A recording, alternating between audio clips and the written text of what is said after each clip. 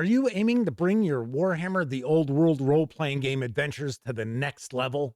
Are you looking to build immersive, peerless, and character-driven campaigns in a setting where every decision could lead to glory or corruption? Will the Game Master's Guide for the role-playing game actually fulfill those needs? Well, you're going to find out because I'll be sharing my review right after this.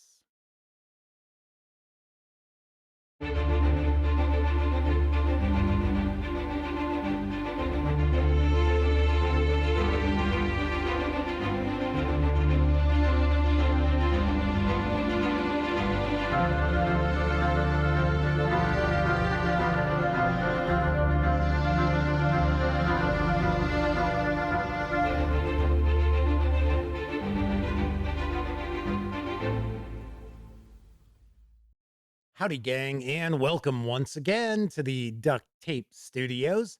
I'm Jeff McAleer, your host here at the Gaming Gang channel. Thanks for joining me once again.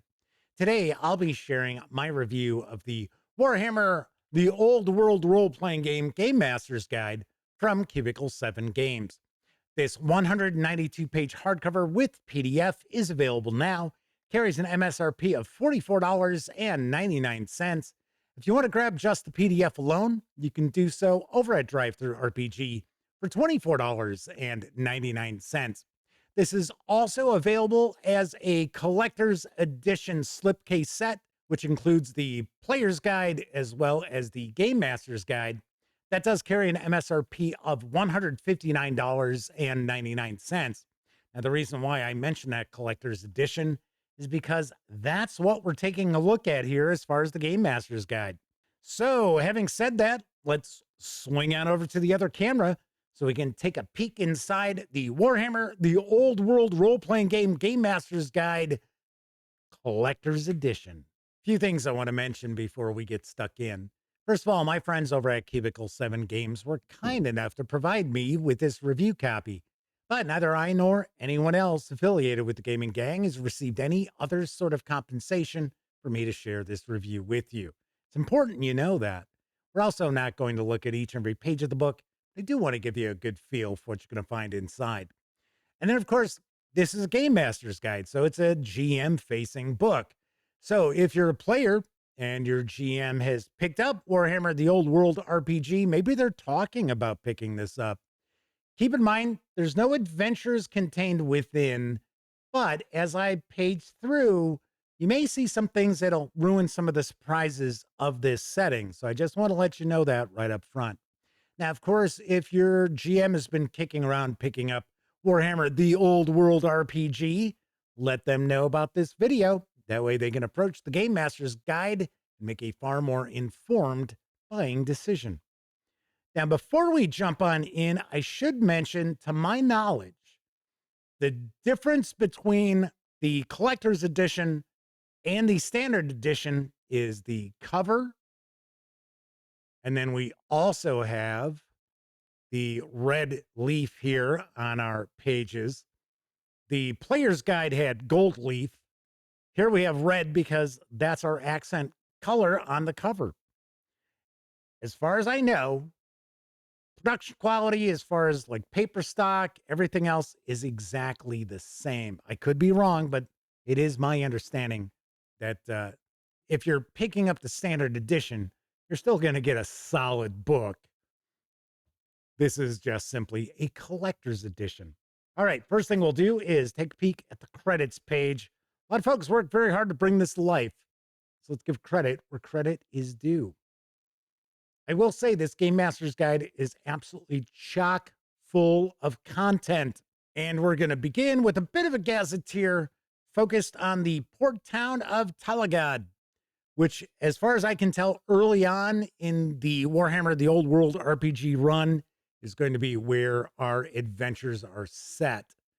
So this is an important commerce hub of the Empire, even though this is a very rundown, very dumpy sort of town. In fact, some folks would probably refer to it as a shithole. But this is not the Warhammer the Old World role-playing game equivalent of, say, Mos Eisley. This is not simply a hive of scum and villainy. There are common folk, there are regular folk who are simply earning a living, going about their business. But this is just a really run down, dumpy sort of town. So we've got our gazetteer to start things off, and we'll get into information about various different areas of town, some of the different factions that are at work here, as well as points of interest, important movers and shakers. It's not a ton of content. It's about 14 pages or so, but it's going to give you a nice introduction to the town of Talagaad. And of course, it builds upon the information we already got in the player's guide. Next up, we'll get into contacts. And I have to say, I find the contacts to be very, very interesting and pretty unique because contacts aren't simply patrons. They're not quest givers. These are ways for you as a game master to tie the player characters into this setting. So during character creation, each of the players is going to roll randomly on a couple of different tables to provide them their contacts. So that's going to provide the GM with a way to immediately tie the player characters to this port town. We also have the Grim Portents I'll get to in just a bit that also ties the player characters together. But I really like the concept of these contacts. Now, there are different tables. So there are different types of contacts, and we have comrades in arms. We've got just common folk. We have wanderers and wastrels. And each of the contacts is going to get a single page devoted to them. It's going to give us background information about that contact, as well as what skill do they focus on, which would be like a service they could provide to the player characters. What is their motivation? What sort of favors do they have? So, I mean, what sorts of things will they do in order for the player character to owe them a favor, right? Their different needs, their allies, their enemies, how they interact with other important NPCs and factions within town. And then we'll get some gossip about them, as well as a secret about each of the contacts. And I really like those. They're really, really interesting. And each one of those is very, very unique. I love the fact that we've got the player characters rolling on two different tables. So as an example, if you've got kind of a military player character, yeah, one of them is going to be comrades in arms, but that isn't going to be the only table as far as contacts. You'll have another contact table that you're going to roll on as well. And it might be common folk. All depends on the career that your player has selected or randomly rolled. Next, we're going to get into the Game Master portion of the book. And this is going to provide us with a lot of really good advice on how you're going to run Warhammer the Old World RPG, how you're going to come up with various different campaign styles, what is the focus of your campaign, and so forth. So one thing I have noticed very different from Warhammer Fantasy Roleplay, at least early on, seeing that I have not taken a dive into the starter set yet or any of the published adventures. I think there are a couple that are out in PDF.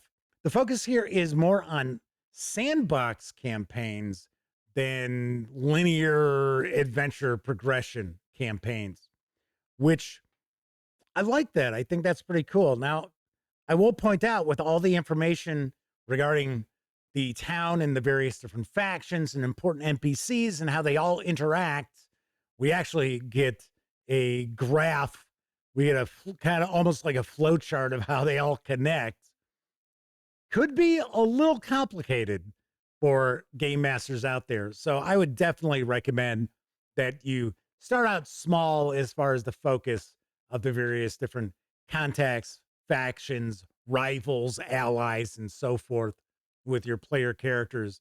And once you get more comfortable, expand from there.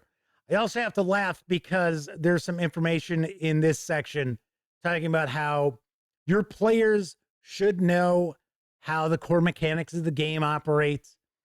what their talents do for their player characters, if they happen to utilize magic, how does magic work? It's very improvisational throughout Warhammer the Old World RPG. Now, there are established spells, but for the most part, your magic users are going to kind of make up spells on the fly. And how to prevent that from bringing your adventure session to a screeching halt, I think that's probably going to be a little bit challenging with some folk. But as far as magic users, they should know what their prayers, their miracles, their spells actually do, how to go about doing that. And I got to be honest, in this day and age, that might be asking a little too much out of some of the players that are out there. It all depends on what your gang is like at the game table, but I understand. I hear from GMs all the time about how it's almost like pulling teeth to get your players to actually understand what their own characters can do and how the game mechanics actually work. Here's that kind of a flow chart almost on how all these various different factions connect. I thought that was very interesting. There's a lot going on in this town. Now, having said that, I also want to mention that I haven't really seen yet what the huge difference between Warhammer the Old World and Warhammer Fantasy Roleplay happened to be. Now, yes, I get it. The Old World takes place 250 years before Wifrip. And I mean, there are some things I do see. I understand, yes, chaos is less prevalent, although it's still present in the Old World. It seems like we've got a bit more of a focus on undead, like vampire lords and things like that. The Empire is fractured. It is not one entity like it is in Wifrip. But as far as the differences, they're not readily apparent. They seem very similar. Maybe it's just me. Maybe once I have a chance to check out the starter set, the adventures, other releases that are down the line, I could see that maybe opening up.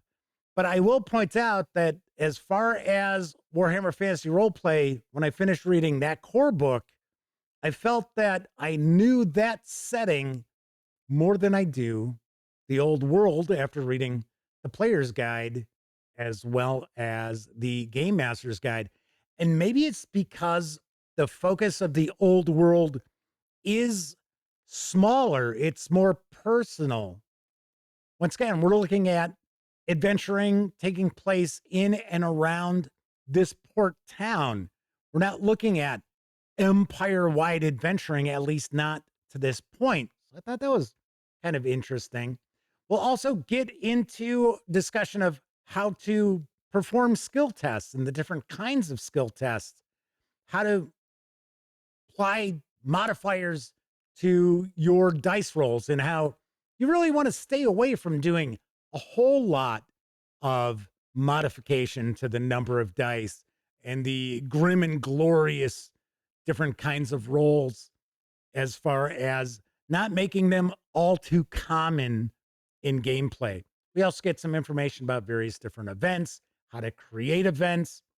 Once again, as I mentioned, the focus of the Old World, at least seemingly to me, is more personal for the player characters than maybe Wifrip was. And I like that. That's cool. I'm just putting out a little bit different. And I don't see massive differences with the Old World as well as the Empire of Wifrip. But once again, I do understand the reasoning behind Cubicle 7 Games coming out with Warhammer, the Old World RPG, because this is the setting for the Old World miniatures game. So when miniatures players were interested in the role-playing game and they were picking up Warhammer Fantasy Roleplay, they were like, who are these people? Who? The Emperor? What? And so forth. So I just want to mention that.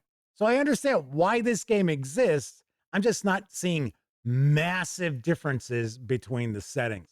We're going to get into information about corruption because the player characters are going to be exposed to chaos and corruption. They can become tainted by it. They can end up becoming damned, which then that character becomes an NPC that the game master is going to run, kind of along the lines of when a character goes permanently insane and Call of Cthulhu. We'll get into magic items. Magic, once again, in this setting is illegal, and it's relatively rare. So this isn't a game where you're going to go to talagaad and find somebody who's going to make magic items for you. That is not going to happen.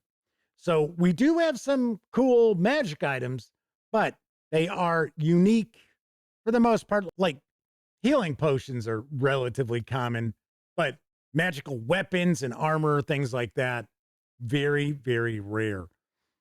Now, the greatest amount of page space is going to be devoted to our bestiary. So we've got our allies and antagonists. And something I really like about this section here is the fact that we're not just looking at stat blocks. We're not looking at just entries of random alphabetically ordered units, monsters, creatures, NPCs, and so forth.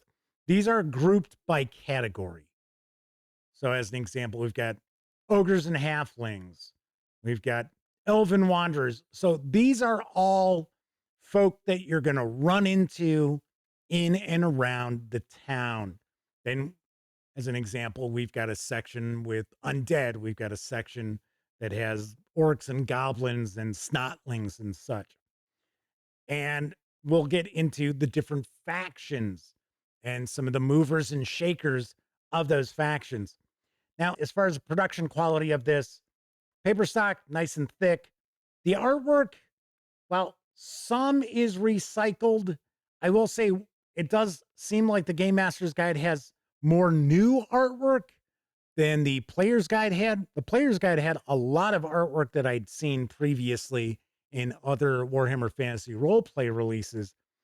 Here, I don't notice that as much. Now, I have seen some of the images are recycled, but still, artwork throughout is really good. So there is that.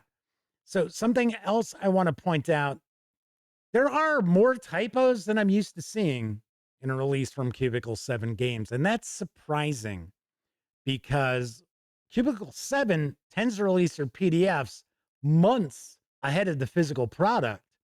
And one of the reasons is so that any sorts of errors, any typos, any sort of stat block errors can be addressed and fixed prior to the book going to print.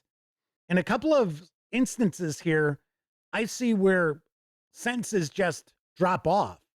They're not completed. The last portion of that sentence in a paragraph is gone. In fact, one of them is in one of these side boxes, which makes it really super obvious.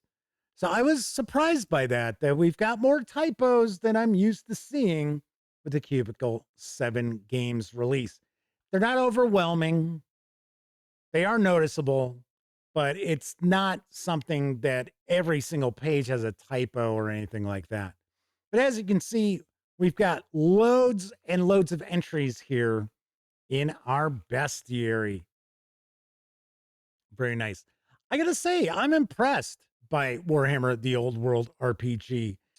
In my review of the Player's Guide, this really feels like this is aiming to be kind of a Warhammer Fantasy Roleplay light because of how it's presented mechanically.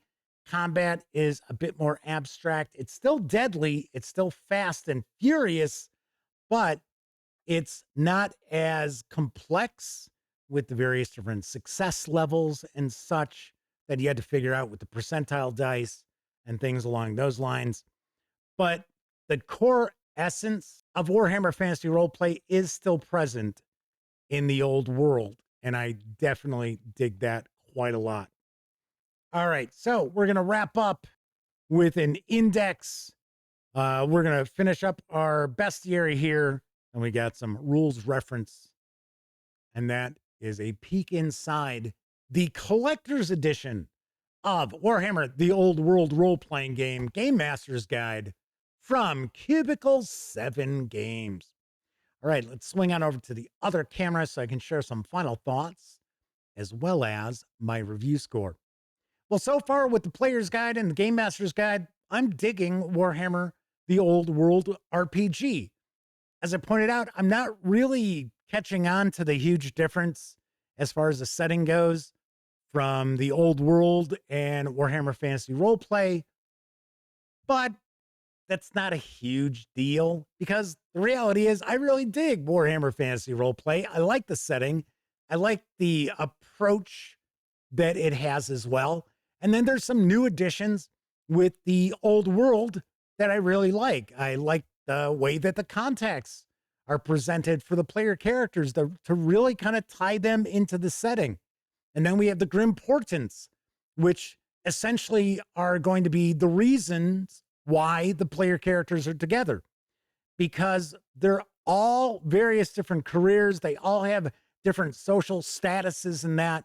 So they wouldn't normally operate as a group who would know each other without the Grim Portents.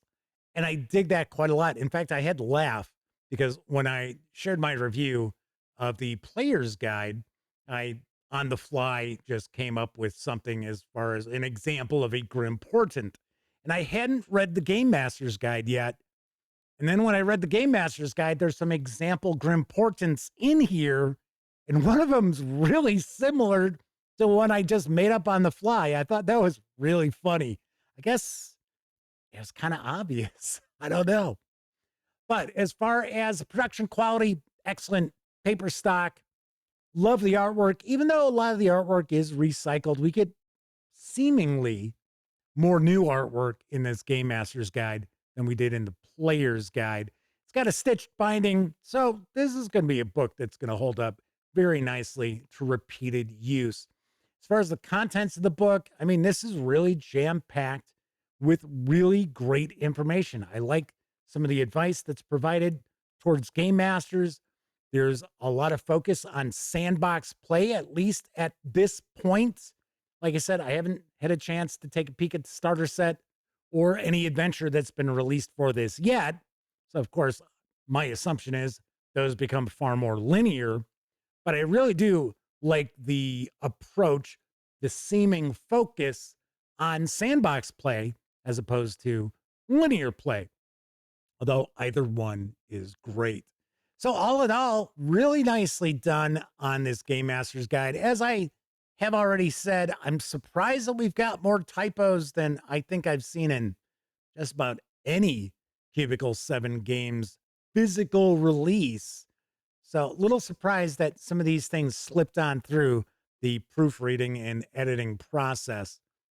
But they are there, no getting around it. So I really dig Warhammer, the Old World role-playing game. I think the Game Master's Guide is an excellent companion to the Player's Guide.